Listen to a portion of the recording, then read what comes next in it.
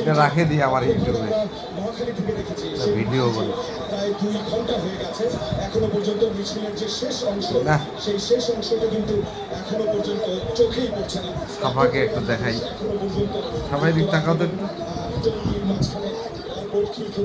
আমার বাবুরা একটু দেখাই, শুধু বাবুরা।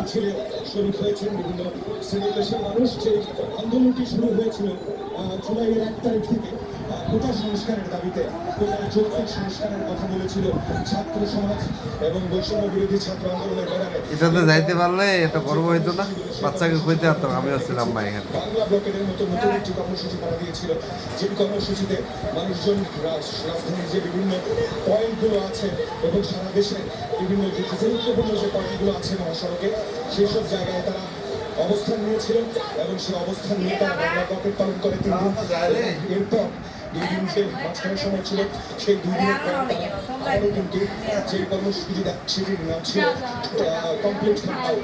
এবং কমপ্লিট শাটডাউন যে কর্মসূচি, সেই কর্মসূচিতে ব্যাপক ধরনের গুলিবর্ষণ করা হয়েছে। আমরা দেখেছি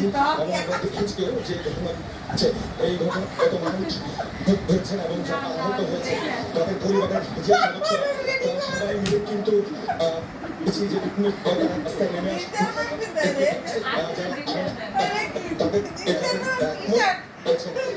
কিন্তু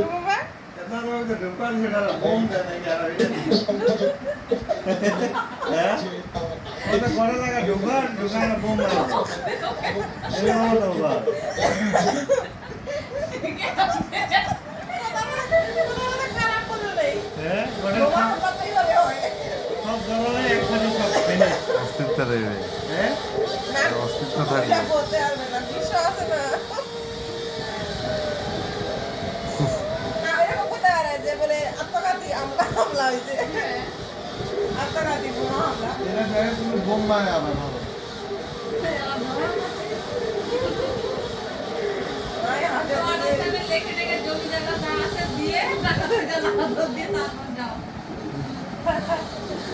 আরে বৃষ্টি হয়েছে নাকি ওদিকে? ও বৃষ্টিটা হয়ে গেল।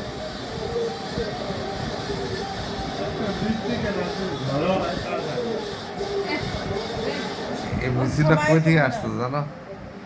উত্তরা টঙ্গী থেকে সব চলে আসতো।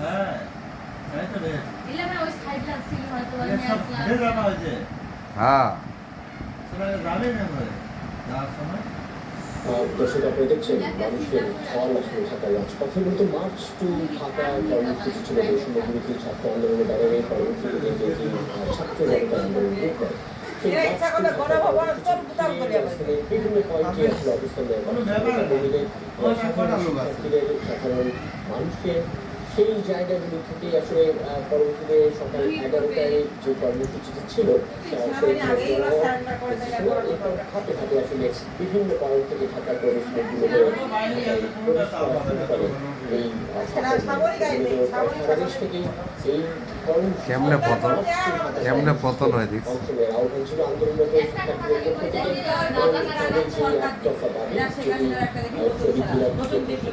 সেই এক দফা দাবি অর্থাৎ